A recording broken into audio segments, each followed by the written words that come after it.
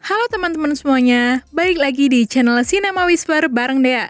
Kali ini kita bakal lanjutin bahas alur film dari High and Low The Story of Sword. Jadi, buat kalian yang belum nonton part satunya, bisa langsung klik link yang ada di deskripsi.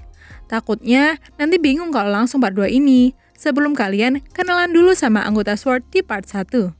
Yuk, langsung aja kita puter alur filmnya. Kamera, rolling, and action. Di episode sebelumnya, Yamato tidak sengaja menemukan SD card yang dicari-cari White Rascal di jaket Chiharu. Namun, belum juga mendapat penjelasan, anggota baru Sanorengo itu sudah kabur terlebih dahulu. Di lain tempat, Dan berhasil menemukan Lala sampai akhirnya gadis itu memasuki kawasan Nameless Road yang merupakan markas Rude Boys. Nameless Road sendiri merupakan tempat orang-orang terbuang yang tidak memiliki keluarga dan ingin menyembunyikan identitas mereka. Meski di wilayah kecil ini mereka tidak memiliki aturan, namun ada Rude Boys yang selalu menjaga. Rude Boys sendiri merupakan gangster yang memiliki gaya bertarung sangat lincah.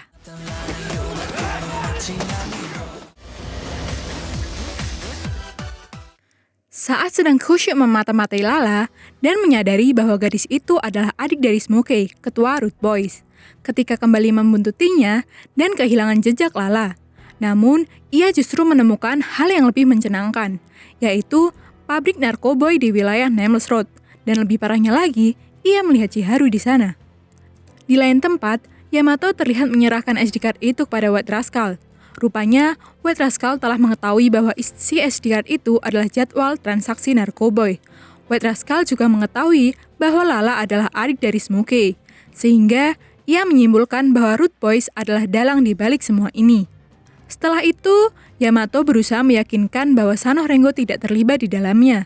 Meskipun untuk membayar insiden itu, ia harus dipukuli berkali-kali oleh Rocky. Kemudian, Yamato menyampaikan segala informasi itu pada Cobra. Alhasil, mereka pun mengambil kesimpulan bahwa Dan saat ini sedang berada di wilayah Nameless Road. Cobra bersama antek-anteknya pun bersiap menyusulnya. Namun, di tengah jalan, Dan justru tiba-tiba muncul, sehingga mereka kembali ke markas. Di markas, Dan menunjukkan narkoboy berjenis Red Drum yang ia ambil dari wilayah Nameless Road. Tak lupa, Dan juga menceritakan keberadaan Chiharu di sana. Tentu saja informasi itu membuat anak-anak di Sanorengo kebingungan dengan identitas Chiharu sebenarnya. Di sisi lain, Yamura Group mulai kehilangan kesabaran saat mengetahui bahwa para anggota SMART tidak mau bekerja sama dengannya. Meski begitu, ia masih memberi kepercayaan Noburu untuk menyelesaikan tugas ini. Namun, apabila kali ini ia gagal, petinggi di Yamura Group itu tidak akan ragu membantainya. Setelah itu, Noburu langsung bergegas ke base camp Daruma Ika. Namun, sama seperti geng SWORD lain, mereka menolak ajakan Noburu. Hanya saja, malam itu Daruma Ika tidak bersama ketuanya, Hyuga. Keesokan harinya, Noburu kembali bertemu dengan Cobra. Di sini, Cobra menyuruhnya kembali dengan Sanorengo dan melepaskan diri dari Yamura Group. Namun, sama seperti sebelumnya, Noburu bersikeras menolak ajakan itu. Ia bahkan menyampaikan bahwa gangster di SWORD hanya mengandalkan perkelahian untuk menyelesaikan segala masalah. Sepertinya, pernyataan itu cukup menyentil Cobra hingga membuatnya terdiam. Di tempat lain, Yamato yang masih mengkhawatirkan kondisi Chiharu pun nekat ke Nameless Road sendirian. Namun sayangnya, ia justru terciduk oleh Rude Boys. Chiharu itu otoko da. Di sini, Yamato menanyakan keberadaan Chiharu sekaligus narkoboy yang diproduksi Nameless Road. Tapi, Smokey mengaku tak tahu menahu akan hal itu. Alhasil, percekcokan pun mulai timbul. Sampai akhirnya, Dan serta Tetsu muncul dan perkelahian pun tak dapat dihindarkan layaknya tawuran STM.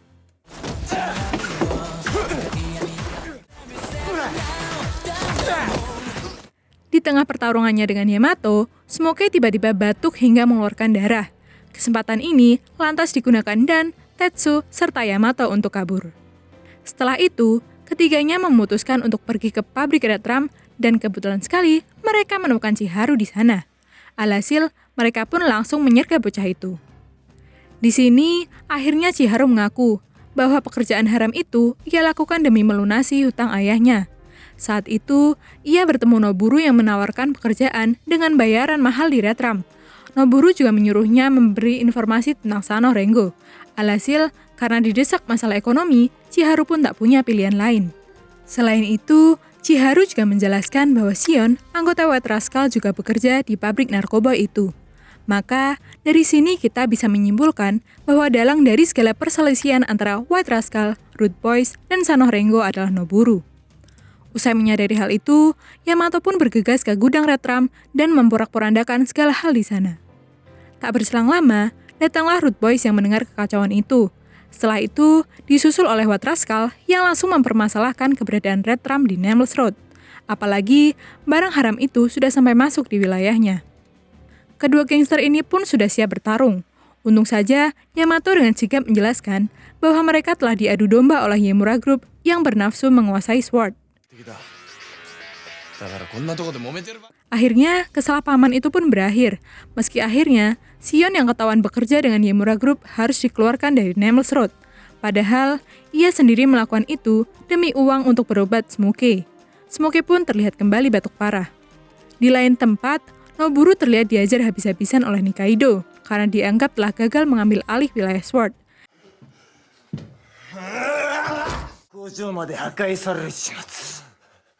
Ditambah lagi, pabrik Redram mereka hancur karena kecerobohan Noburu. Setelah itu, Noburu dikurung di suatu tempat. Sementara itu, Chiharu yang merasa bersalah memutuskan untuk keluar dari Sano Rengo. Namun, keputusan itu dicegah oleh Yamato dan Cobra, karena mereka tak mau lagi meninggalkan temannya dalam masalah. Maka, dalam waktu yang singkat, mereka bisa akur kembali. Di lain tempat, Hyuga baru saja kembali ke markasnya di Daruma Ika setelah sekian waktu di penjara. Kemudian, diceritakan jika di masa lalu, salah satu dari anggota Kurio Group, yaitu Hyuga Group, yang ingin memperoleh popularitas mereka, berinisiatif melawan Mugen, gangster penguasa di sana. Namun, karena level mereka berbeda jauh, Mugen pun dengan mudah mengalahkan Hyuga. Alhasil, karena kekalahan ini, Hyuga Group justru dikeluarkan dari Kurio, sekaligus kehilangan reputasi. Sejak saat itu, dalam rangka memberikan epic comeback, putra keempat Hyuga Group bersumpah akan bangkit untuk menghabisi Kurio Group sekaligus sisa-sisa anggota Mugen, di mana putra itu tak lain adalah Hyuga, ketua dari Daruma Ika. Karena dendam kesumat itu, Hyuga kerap kali menggila melawan Kurio dan sisa anggota Mugen. Sehingga tak ada lagi hal lain yang bisa menghentikannya selain mendekam di penjara. Selain itu, dahulu ada dua orang bersaudara bernama Totetsu Brother yang dikeluarkan dari Mugen, yaitu Ukyo dan Sakyo. Alhasil, karena rasa dendam yang sama, mereka mulai bergaul dengan Hyuga. Setelah menjalani masa tahanan, Hyuga kini akhirnya bebas berkat bantuan Yemura Group yang berharap pada Hyuga untuk menghancurkan Sword. Akhirnya, setelah kembali, Hyuga mulai mencari masalah dengan gangster di Sword, mulai dari White Rascal, Oya, dan Root Boys, dengan dalih pemberitahuan bahwa Daruma Ika sudah bangkit dari tidurnya. Daruma Ika sadar bahwa Yemura Group berambisi menghancurkan Sword. Hyuga pun membiarkan mereka berpikir demikian. Padahal, ia sendiri berambisi menguasai Sword sebelum menghancurkan Kurio Group. Namun sebelum itu semua, tentu saja Hyuga berkeinginan untuk balas dendam pada Sano Rengo di mana sisa-sisa Mugen berada. Pagi itu, mereka langsung menuju base camp Sano Rengo untuk mencari keberadaan Cobra dan Yamato. Di base camp sendiri, ada Dan, Tetsu, serta Chiharu. Alhasil, Dan pun berusaha memancing rombongan Daruma Ika untuk pergi ke wilayah yang lebih sepi supaya wilayah sekitar base camp tetap aman. Sesampainya di tempat yang lebih sepi itu, pergelutan Daruma Ika dan Sano Rengo pun terjadi.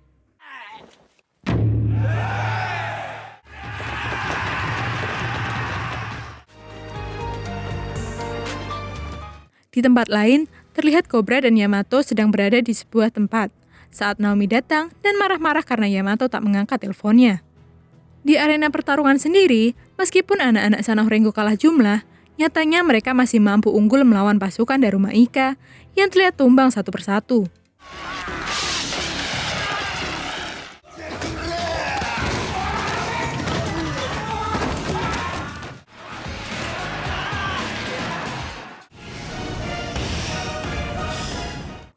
Singkat cerita, mereka berhasil mengalahkan Daruma Ika.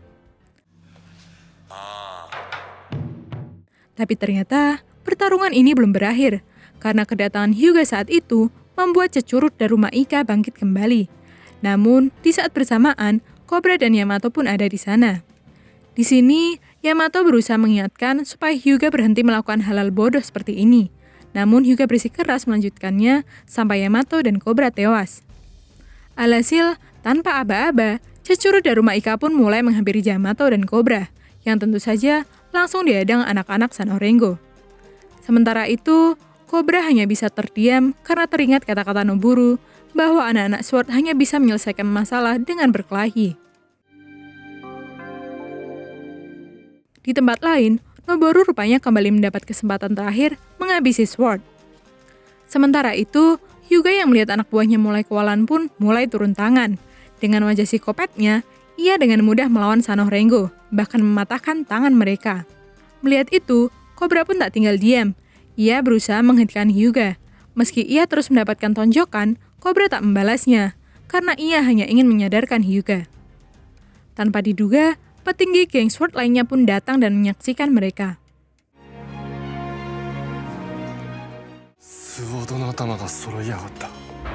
Di sini, Cobra berusaha mengingatkan Hyuga bahwa musuh mereka sebenarnya adalah Himura Group, dan dengan begini, Himura Group akan dengan mudahnya menghancurkan SWORD. Tapi, hal itu hanya dianggap Hyuga sebagai omong kosong dan terus menyerang Cobra yang tetap tidak melawannya. Tak berselang lama, Noburu datang. Dengan menodongkan pistol, ia kembali mengancam seluruh geng di SWORD bergabung dengan Himura. Karena, jika salah satu dari mereka menolak, ia akan menghabisi mereka saat itu juga. Cobra pun akhirnya angkat bicara. Saat itu juga, ia mengumumkan pembubaran Sanorengo. Karena Sanorengo sendiri dibuat untuk menerima kepulangan Noburu. Namun, jika jalan lain yang dipilih Noburu, untuk apa Sanorengo terbentuk? Kemudian, Yamato pun berusaha mendekati Noburu. Sambil tangannya bergetar, Noburu justru menekan pelatuknya. Tapi untung saja, Chiharu menghalanginya dan peluru itu meleset tidak mengenai dadanya. Setelah itu, Cobra kembali mendekati Noburu. Cobra sadar bahwa semua ini Noburu lakukan demi melindungi SWORD dari Himura. Namun, Cobra menjelaskan bahwa cara yang Noburu pilih keliru dan justru membahayakan wilayah SWORD. Akhirnya, setelah mendengar penjelasan Cobra dan Yamato, serta teringat kenangan masa kecil mereka bertiga, Noburu pun memilih untuk kembali bersama Sanorengo. Setelah sekian lama, Cobra dan Yamato pun menyambut kepulangan Noburu dengan haru. Sementara itu, gangster SWORD lainnya juga sadar bahwa beberapa waktu ini mereka telah dipermainkan oleh Himura Group dan mereka pun bergegas pergi. Lalu, saat Noburu bersiap kembali ke wilayah Sanorengo, tiba-tiba saja mobil melaju dengan sangat kencang dan menabraknya. Di akhir film, terlihat cuplikan saat Amamiya Brother berpapasan dengan Kohaku. Selain itu, SWORD juga kedatangan gangster lain bernama Mighty Warriors. Dan High and Low The Story of SWORD pun berakhir. Sungguh ending season 1 yang sangat kurang, karena masih banyak pertanyaan tentang kelanjutan nasib SWORD dan tentunya pengaruh kedatangan Mighty Warriors di wilayah mereka. Tapi jangan khawatir, karena High and Low The Story of SWORD ini memang masih permulaan. Habis ini, masih ada High and Low Season 2, Road to High and Low, sampai yang terakhir, di cerita yang ke-9, ada High and Low The Wars. Kalau menurut kalian, harus dia lanjutin sampai akhir nggak nih? Oke, sambil nunggu jawaban dari kalian, Dea pamit dulu. Sampai jumpa di alur film selanjutnya. Dadah!